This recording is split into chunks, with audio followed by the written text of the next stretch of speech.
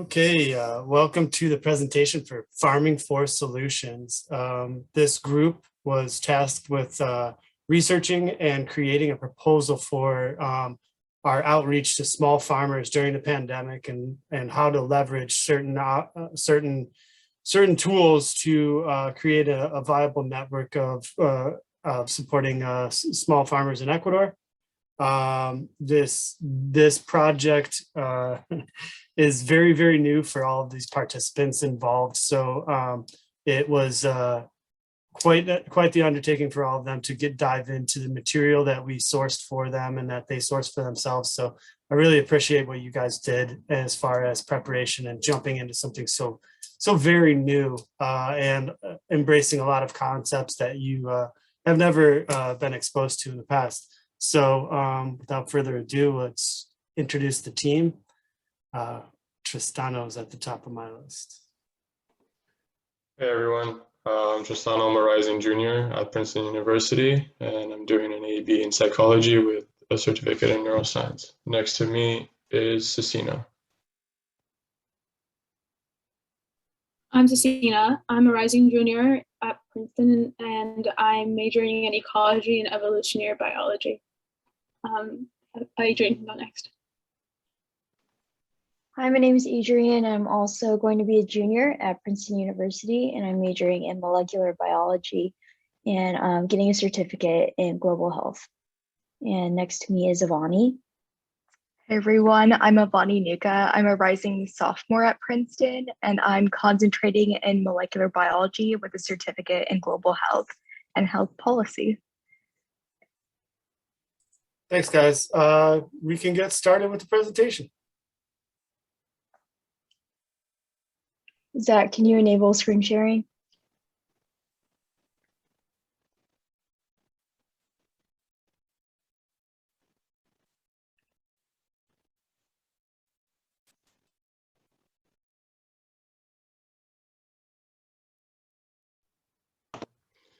All right, so this is our presentation for Farming for Solutions. We'll jump in right into the business idea.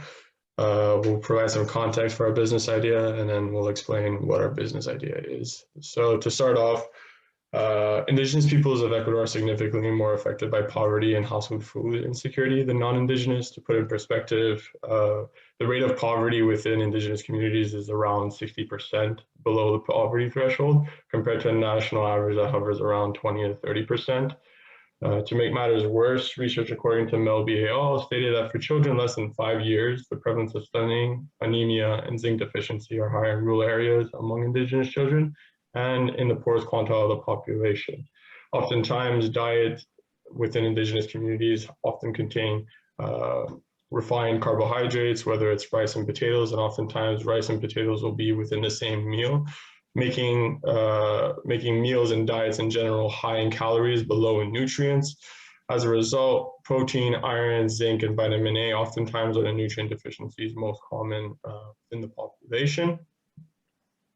Moving on, we have a second important consideration, which is soil. Soil in and of itself is an unrectifiable natural resource that plays a vital role in nutrition and in the livelihoods of Ecuadorians. Dense areas of biodiversity often overlap with large human populations in order to sustain their economy through agricultural production. However, the agricultural methods used in the status quo often lead to pollution and the degradation of soils, forests, waters, which in turn decreases the population's quality of life. Soil degradation in particular has a multitude of implications on a community's health because it affects the loss of nutrients required for crop growing. In addition, many small farmers actually have a sense for sustainable agricultural practices that are learned and passed on for generations, but these practices risk being lost due to a lack of interest from the younger generation. So our study in this presentation aims to promote proper soil management and conservation by emphasizing the importance of weaving both ancestral knowledge and modern science in order for current and future small farmers to utilize them. So the solution that we propose is a poultry farm for macro and micronutrient insufficiencies and the conversion of chicken manure into a fertilizer for healthier soils. Why? Well, agroecological poultry farms are an excellent means to mitigate malnutrition and increase nutritional health. The reason for this is chicken meat and eggs are rich in protein, iron, zinc, calcium, vitamins, fatty acids, healthy fats, and more. Also, agroecological poultry farms provide an emphasis on returning to traditional farming practices that have long harnessed the symbiotic relationships in integrative agriculture. Through such agroecological farming practices, PACH and FIBUSPAM will improve the community's health, environmental stewardship, as well as generating capital with a margin of profitability such that the endeavors can be self-sustaining over time. Moving on to technological considerations. The technology introduced will have to be low tech, which means straightforward and easy to maintain. We want to introduce concepts that are either familiar or in the grasp of the farmers and the members of the community, such that if there ever is an issue, something's broken and needs to be fixed, they're capable of doing it by themselves. In order to have a successful poultry farm, several measures will have to be taken in order to properly lodge, feed, remove waste, clean the eggs, ventilation, temperature, and protect the chickens from harmful infections. This means that for 300 to 500 chickens, we'll require a 10 by 15 meter coop, including the materials and tools to construct the coop. That includes plywood, wire mesh fencing, cement, zinc roofing, curtains to protect them from bad weather, and also the tools to assemble the coop, whether that would be screws, screwdrivers, nails, hammers, saws, etc. We'll also need clean feeding and water systems in order to ensure that the chickens don't contract harmful parasites like the protozoan parasites, which can lead to coccidiosis. Moreover, chickens produce a rather significant amount of waste, and that waste makes for an excellent fertilizing agent. Therefore, having the fertilizer bags when removing the waste and composting know-how will be crucial to turning the manure into a fertilizer. For example, knowing that the manure is high in nitrogen and needs to be mixed with materials high in carbon, for example, grass filing, sawdust, straw, or hay, which reduces runoff and makes use of otherwise unusable biomass. We would then have to stack one substance over the next until we get a pile of compost 3 to 5 feet in height and 5 to 10 feet in diameter. Ideally, we would want a carbon to nitrogen ratio of anywhere between 25 to 40 per 1, as well as a moisture level of 40 to 60%.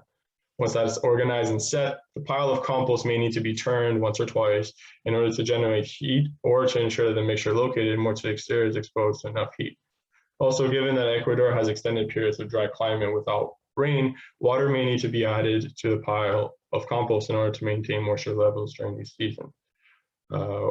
Waste management aside, fresh farm eggs need to be sanitized. A very easy way to do this is to use a chlorine-based solution with a ppm of 50 to 200, but to prevent damage to the cuticle, 100 or less is preferable. The chlorine-based solution can be made by dumping a tablespoon of household chlorine bleach into a gallon of water. Very simple, very easy to do. Ultimately, we'll also need vaccines, and which will be very necessary to protect chickens from infections and diseases, for example, Marek's disease, Newcastle's disease, and infectious bronchitis. In sum, the goal is for the farm to be self-sufficient and without the need of intervention from PACH or FIBUSPAM once the ball gets rolling.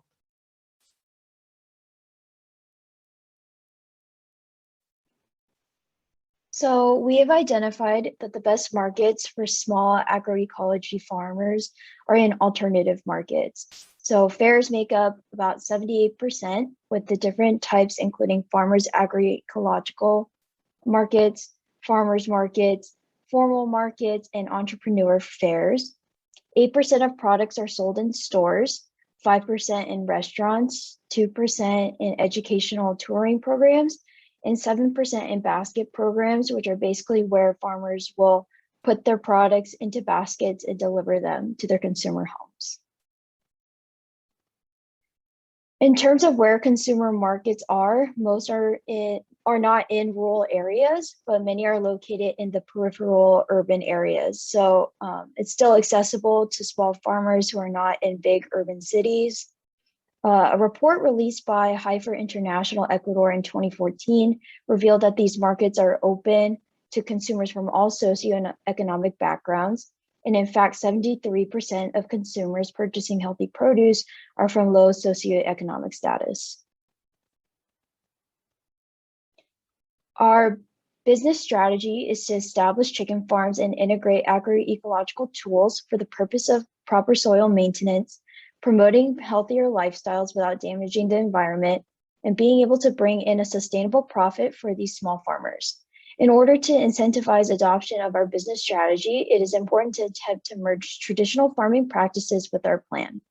We are also looking to build more connections between small farms and the right nonprofits and associations in order to get these products to the proper markets. By joining these groups, farmers will be able to exchange techniques and gain access to agroecological farmers markets once reopened. We also recommend looking into marketing strategies to advertise healthy produce and where to find them for the consumers. So this slide contains information on NGOs that we found in our studies. The more research is recommended to find more nonprofits and associations that could be beneficial for small agroecological farmers. In talking with Zach and getting sort of briefed on PACH's own initiative in the works toward agroecology and community health resilience, our project kind of falls into a timeline, about 3-year timeline that's been laid out. The first year will mostly be focused on training community advisors and community groups into locations, Galpi and Colta, nearby Riobamba, in which community advisors will take trips and workshops with model farms in Loja. And is a time that would be opportune time for soil health education and compost training, as well as observation of the model farms in terms of poultry farming and successful farming practices. And in time transition to year 2, which is when project developments in the community groups in Galpi and Colta will take place. And at this time, we'll establish poultry farms and incorporate healthy soil health practices as well. And this is where we work toward integrating poultry waste and composting. Loam and brown chickens, which are ideal for raising and laying eggs, typically take about 4 or 5 months to start laying. So if we start with chicks at this point, over the course of year 2, we'd start seeing chickens laying eggs, and that's when we enter into markets. And then at the end of year 2 would be a period for reevaluation and essentially transitioning into expansion into year 3 with at this point fully operational poultry farms, and we'll be emphasizing farmer-to-farmer networks to continue sharing successful practices and to continue innovating and seeing what works and what doesn't work, and just in general seeing what could be improved. For organization and staff, year 1 will focus on training community advisors at FIBUSPAM, 23 community volunteers or staff with an agricultural background, a veterinarian, and a plumber. Year 1 will also focus on project development in Chimborazo. All projects will include mechanisms that embrace Indigenous culture and improve nutrition, soil health, and local economy. Year 2 will then focus on continued implementation and evaluation of projects, and will begin identification of new communities throughout Ecuador, the Andean region, and other Latin American communities. So next up, financial projections.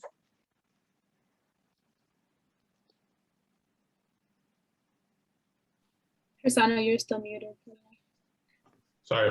So our financial projections based on a poultry farm conducted in Guatemala. The initial cost for constructing the chicken hen, purchasing 500 loam and brown chickens, labor costs, supplies, and overall setup will be approximately $6,000 US.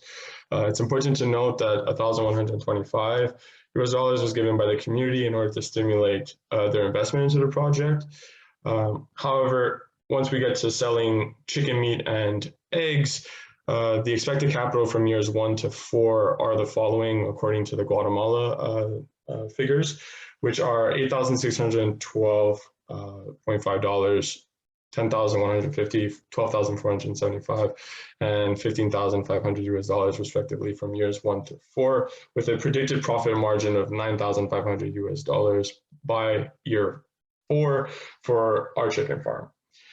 Since the farm in Guatemala seemed to have worked very well, we should aim to replicate not only the labor steps and the steps they took to construct the chicken farm, but also we should aim to follow the financial steps in order to make sure that we have a return of profit that is feasible and also sustainable.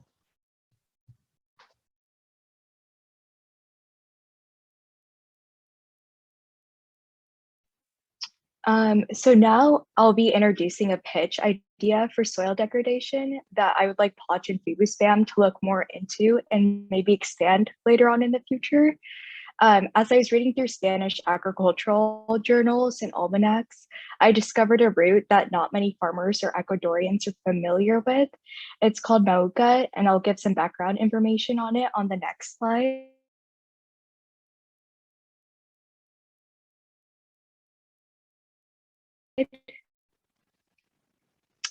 So in Ecuador, it was in Bolivia, but it was later found in Ecuador and Peru because the Incas transplanted valuable crops to communities throughout their empire that reaches up to 45,000 pounds per acre, and it can grow with minimum rainfall.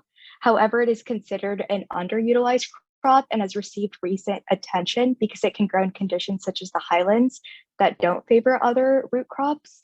The stress tolerance is also an advantage for poorer farmers in the highlands, and mauca can be planted with seeds or propagated vegetatively using basal shoots or stems, which is also very inexpensive. And the first advantage of planting mauca is to strengthen intercropping. So intercropping is planting crops nearby one another so that their nutritional uptake and waste output complement each other. The three sisters, maize, squash, and beans, are the most famous examples of intercropping. And this is because in the three sisters arrangement, beans fix nitrogen by pulling it from the air and converting it to a useful form in soil. Microbes then digest the nitrogen so that it's available to other plants, including corn and squash. Corn's role is to provide trellising for the squash's vines, and those vines grow over the surface, protecting the soil from erosion and keeping off pests that would burrow in. So overall, it improves soil health and prolongs growing season, which it decreases food insecurity. A lot of farmers already grow maize, so adding mauca helps increase the structure of soil compared to only intercropping with maize. Since many farmers can't afford growing a lot of maize just for intercropping purposes, we would encourage them to plant more mauca in parallel with maize to benefit their soil even more than maize would just alone. However, on the next slide, I will talk about the main problem with mauca, which is that it has a very low market value. And that's why many farmers aren't planting it, because they can't sell it well. However, mauca can be economically incentivizing once they're informed about its versatility. We've already covered some pros, such as its high yield, high stress tolerance, affordability, and ability to intercrop with low labor requirements. But there are so many more advantages of mauca that actually help the farmers economically on the macro scale and in the long run. For example, mauca roots have a lot of nutrients. The roots contain 17% protein, 2,760 milligrams of calcium, and 590 milligrams of phosphorus. It can be prepared by peeling them by hand and boiling them to eat in place of bread or potatoes for breakfast, as you see to the right. But I also personally think that it can be accompanied with caldo or picante de coy. Moving along next, mauca can also be used for animal feed. Existing studies state that mauca leaves are commonly used for animals feed and forage, but despite all the interviewees keeping animals in one study, almost half of them were unaware that that mauca could be used for animal feed. The ones that were aware of this noted that their livestock actually preferred mauca over other plants, and one Amazonian participant shared that his neighbor cooks the roots to feed them to her pigs, emphasizing that the pigs grew well. Furthermore, on the next slide, mauca can be a great source of pest management. If intercrop with maize, it prevents attacks from slugs that disrupt the soil and other types of insects that dig into the plant's underground root. It also increases predator biodiversity, which in turn helps limit pest outbreaks. Another solution I came across during my research, as a side note, is that small-scale farmers can place leaves of castor beans in germinating cornfields to reduce the Coleoptera pest species. A recent study found that 80% of beetles associate with the castor leaves for 12 hours, and they end up becoming paralyzed. So when they are paralyzed, they can't leave and hide during the daytime, which causes the solar radiation to increase their mortality. So the takeaway from this slide is that it's an inexpensive way to manage pests, and it appeals to more indigenous or traditional methods because it doesn't use any harsh chemicals. And lastly, Mauka can be used in composting. We can mix half hen manure from the poultry farm with half fresh waste from Mauka or any other garden crop. I won't go too in depth with the science behind composting, but the key takeaway is that practicing composting increases microbial activity and nutrient uptake, which decreases runoff and strengthens the soil. So for the next slide, in order to incorporate more modern techniques, we need to find a middle ground between them and more traditional techniques. After interviewing farmers, a study from BMJ in 2018 found that one of their main concerns was a loss of traditional agricultural techniques. One technique that they especially prioritized was phases of the moon when cultivating, which they ranked 5 out of 5 rating based on their importance. Incorporating moon phase gardening when introducing our ideas can help some farmers be more open to new techniques. And moon phase gardening was often practiced by the Incas that predicates on gravitational pull from the moon, influencing moisture in the soil. The tides are highest during the full moon. So just as the moon pulls the tides in the oceans, it pulls upon subtle bodies of water, causing moisture to rise in the earth, and it encourages growth in plants or crops. So tests have proved that seeds will absorb the most oil at the time of the full moon. So after I calculated some growth times, I advised that the Three Sisters should be planted during the second quarter moon, and Mauka should be planted during the full moon. So to reiterate, this project sought to address nutritional needs using both poultry farming and soil health improvement practices. But so either of these two parts individually would greatly help addressing issues of sustainable farming and regenerating agricultural food systems. However, this should be thought more as a twofold project in which both projects bolster each other. So if by implementing chicken coop, a chicken pot farm in the same vein as in building soil health initiatives with cover cropping and composting, we see that chickens can actually help the soil by, as we mentioned before, using chicken waste as manure and as food to compost as well. So it increases soil health and increases plant available nutrition that chickens create by leaving droppings, as well as maximizing the utility of otherwise unusable biomass and chicken waste. Similarly, as we talked about with how introducing Mauka can help with pest management, chickens also feed on certain bugs and pests that otherwise would be difficult to remove without damaging chemical treatment, and as well as weed management in between the crops. And on the flip side, introducing chickens into pasture-raised farms, pasture-raised chickens into farms can also help increase the value of these chickens as opposed to caged chickens or chickens kept in coop. As well as Avani mentioned, using cover crop in the form of Mauka for feed helps reduce the cost of chicken feed. And that way these two help each other and play off of each other. So we were able to interview small ecological farmer Manuel Pacha based out of Loja.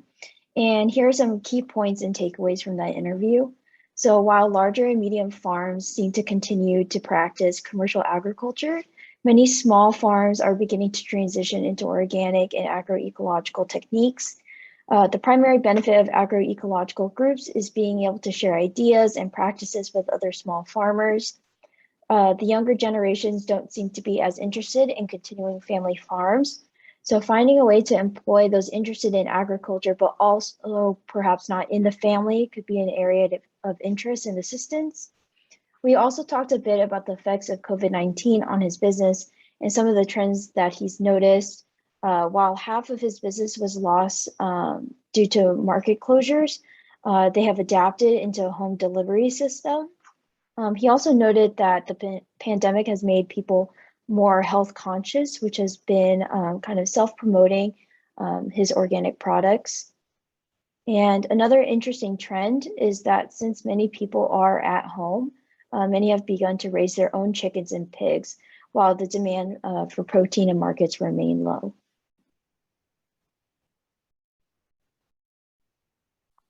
So in summary, we think that PACH would be a perfect place to begin because proper nutrition and preventative care go hand in hand. And in that way, healthcare also includes proper nutrition and agricultural practices. And this will be a twofold project under PACH and FIBUSPAM, meeting nutritional needs with the poultry farm, meeting the macro and micro nutritional needs, and supporting sustainable farming practices and regenerating soil health with composting and cover crop. In time, this will be an investment that pays for itself, as Tristano covered. The chicken coop especially, or chicken farming especially, will create a source of income for small farmers.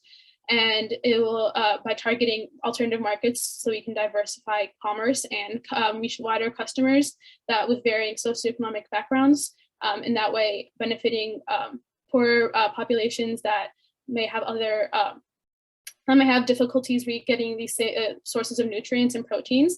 And at the end of the establishment of farms, we hope to connect farmers with one another to continue sharing new methods and emphasizing the importance of a farmer-to-farmer network that's self-sustaining. And all the entire course of action that will integrate well into a 3-year span of time that'll be responsive to community engagement and open to improvements and alterations.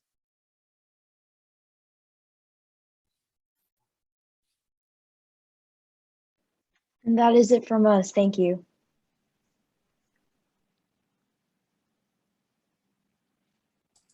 Cool, guys. That was really cool. I knew from the beginning that this was going to be pretty tough just because of just all of the new concepts and the new ideas and everything was pretty much brand new to you guys. So I like the creativity in this. I definitely love the idea of this Mauka. I've never heard of it, and like Avani brought it up to me. I've never heard of it, but I mean there's a lot of benefits that you detailed there, so that can definitely justify us looking into it at least. Just speaking about this project, I'm definitely going to be taking a lot of what you guys have put together and putting this towards developing a permanent program for us. And just like to let you know that project that you reviewed, that Guatemala project, Manuel and I and his family, we did that like to a T. We followed every single step, and it actually did turn out to be quite profitable and very close to what you guys came up with your estimates. So that being said, I mean, just that alone is that amount of money alone getting created, creating is really going to help people. It's going to help us employ more people. It's going to help families, get some alternative sources of income. And then, the nutrition side is obvious. And then improving soils. I think for me, my number one endeavor is going to be like really improving soils down there, because there are some areas that are just absolutely stripped. These manure, like embracing the manure and composting kind of ideas has really evolved. And we were actually, back then, we had so much compost and so much of the vermicompost. We integrated California red wiggler worms into our compost, and that actually created a really high nutrient humus. And we were able to sell that along with our products at market. And that just makes me think too, on a few things. Like we could be, like there is this trend of people working from home now, still down there. They have their home gardens, and maybe they're not composting full time, but they need the compost. So selling the compost as, as an actual product could be another form of income. And then another thing that I was thinking about is as FIBUSPAM evolves as a clinic and as a hospital, we do have a lot of outreach to, children and something like that, and things like that. So, and people will eventually start staying at the clinic. But what I'm thinking of is some type of integration with our eggs and chickens and food from, let's say, a sample farm or, a FIBUSPAM farm, sponsored farm. What if FIBUSPAM buys all of their products or buys some of their products and offers it at FIBUSPAM, or, there's, monthly, weekly, whatever kind of, breakfast for children in need or something like that. So there's a lot of ways we can integrate this project into current and future offerings at the hospital. So lots of cool stuff. I will make sure that I keep you guys informed on this, because this is something that I'm going to take a break this month, but in the fall and definitely over the winter, I'll be spending a lot of time building this project plan out. And we're going to go big for this one as far as soliciting funds. And, this could be a real big undertaking, but exciting undertaking that, I'll be leading the charge for. And hopefully one of these days we'll be able to get you guys down there to check it all out. So that would be really cool. I do know that Manuel's, like he said, Manuel's business, when we started that up in 2016. So, 2006. It's been 15 years in existence and it's still going. And all it needed was that big push in the beginning. And so we'll see how this one will go. So thank you guys very much, and I appreciate it. And sad to say, this is the last presentation. So, but yeah, please feel free to send it on your information over to me, the presentation and whatever else documentation that you put together. And you guys have a good weekend. And I'm going to be posting everything next week to all of our people, like hopefully by Sunday. And then I'm just going to wait for a week of interactions with our online family and all that stuff. And then we'll circle back and talk about, what the feedback was, and then kind of wrap up the whole program with the one-off meeting for those of you who can attend. So, all right, guys, thanks a lot. Thank you, Zach. Thank you. Bye. Thank you.